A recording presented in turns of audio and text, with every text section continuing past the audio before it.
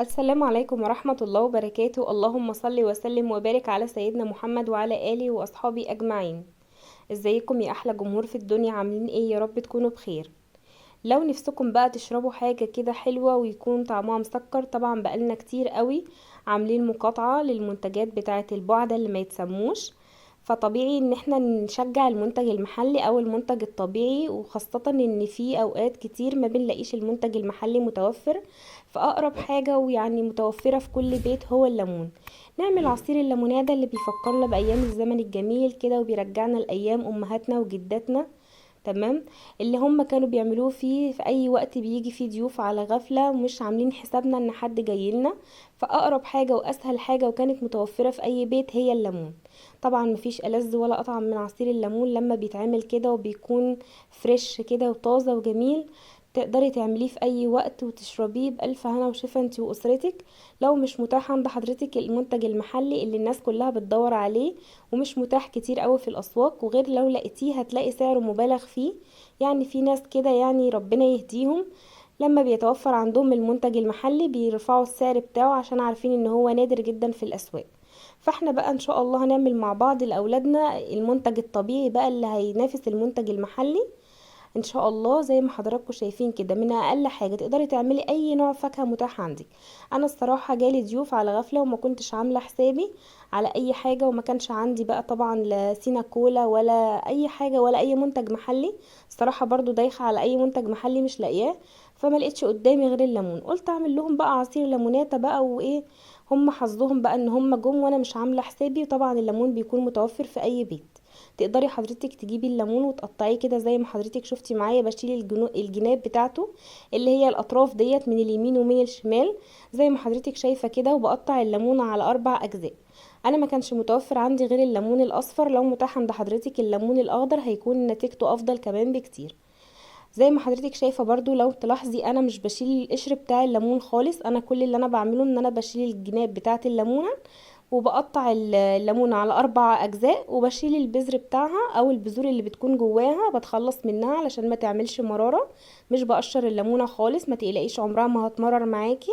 اتخلصي برضو من الشريط اللي بيكون لونه ابيض اللي بيكون جوه الليمونة ده، لازم نتخلص منه.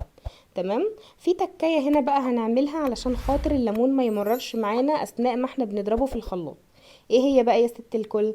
ركزي معايا. بعد ما قطعنا الليمون كده زي ما حضرتك شايفة هنجيبه بقى كده ونبدأ ان احنا نضيفه في الخلاط بتاعنا. تمام. بعد كده انا معايا هنا 4 ليمونات كبار هحط عليهم لتر مية. معايا 6 ليمونات متوسطين زي اللي انا مستخدماهم هحط عليهم لتر مية. اما لو ال6 ليمونات اللي معايا دول كانوا حجمهم كبار هستخدم عليهم لتر ونص مية. تمام. فاحفظيها كده قاعدة علشان تعرفي المعيار المناسب بتاع عصير الليمونات. تمام. هضرب بقى معايا كده الليمون في الخلاط بعد ما ضفت عليه لتر من المية، لان زي ما قلت مستخدمة 6 ليمونات حجم وسط. التكاية بقى اللي هنا او السر اللي هيخلي الليمون معايا ما يمررش ايه هو؟ ان انا بعد ما بضرب المضرب، بعد ما بضرب عفوا بالخلاط، ما بضربش مدة طويلة، يعني يا دوبك بالظبط يعني ثواني معدودة، مش هكتر عن دقيقة ضرب متواصل. وبعد كده بفصل الخلاط. هبدأ بقى ان انا اصفي معايا كده على مصفى سلك، يعني المصفى يكون الفتحات بتاعتها تكون ضيقة، يعني علشان خاطر القشر بتاع الليمون ما يتصفاش ما ينزلش معايا اثناء ما بكون بصفيه. لو تلاحظي حضرتك معايا هنا ان القشر بتاع الليمون عبارة عن قطع صغيرة ما نعمش خالص معايا اثناء الضرب، لان انا طبعا ما نعمتش القشر خالص علشان ما يفرس الزيوت بتاعته فيمرر معايا الليمون. والتكايه ديت اللي انا بقول لحضرتك عليها مش هتخلي الليمون يمرر معاكي اطلاقا لما تضربيه بالقشر بتاعه. تمام. بعد كده غسلت الشفشق بتاع الخلاط او الدرق بتاع الخلاط وغسلته كويس جدا بميه وصفيته. وبعد كده هبدا ان انا اضيف معايا عصير الليموناتا او عصير الليموناده. وبعد كده هبدا بقى ان انا اضيف عليه المكون التاني بقى هو عباره عن كوبايه كبيره من السكر او كوبايه ونص من السكر حسب الرغبه. تمام. بس انا ضفت كوبايه كبيره من السكر.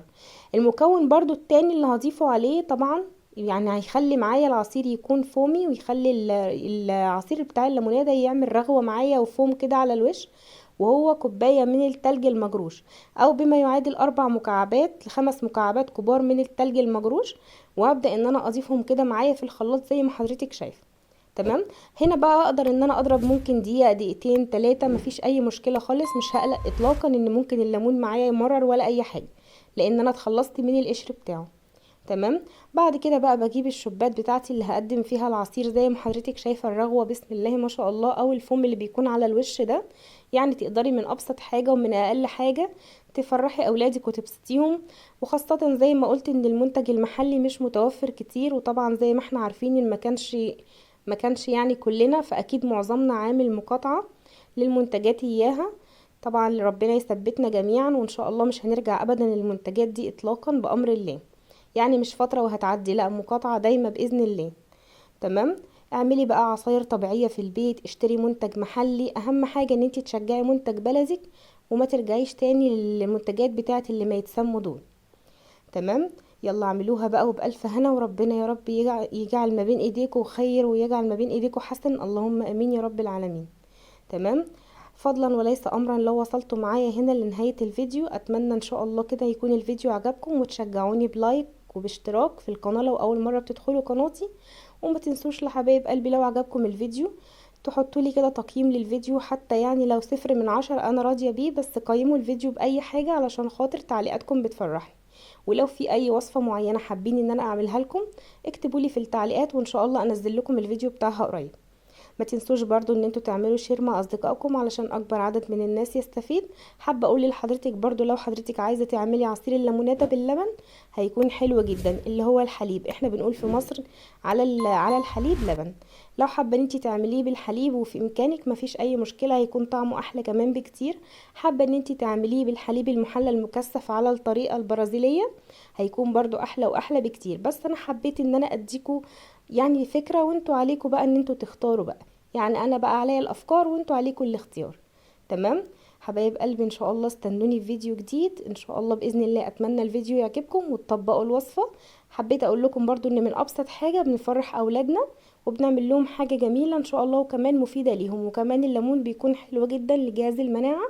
ان شاء الله تجربوه ويعجبكم، وربنا يحسن ما بين ايديكم. واشوفكم في فيديو جديد، والسلام عليكم ورحمه الله وبركاته.